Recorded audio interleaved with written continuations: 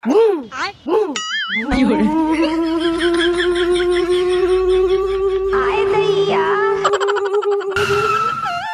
দিদি, তুই এত সকালে কোথায় যাচ্ছিস? তো আবার এত ছোট ড্রেস পরে?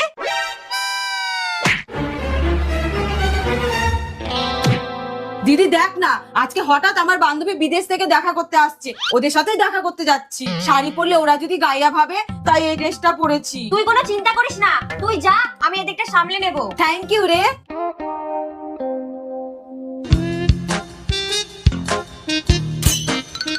দিদি তুই খেয়ে আসবি নাকি তোর জন্য খাবার বানাবো? বৌমা, তুমি এটা কি পরাছো? মা আমি চুপ করো, যাও শাড়ি পরে আসো। कैसी लगी? अब देख तू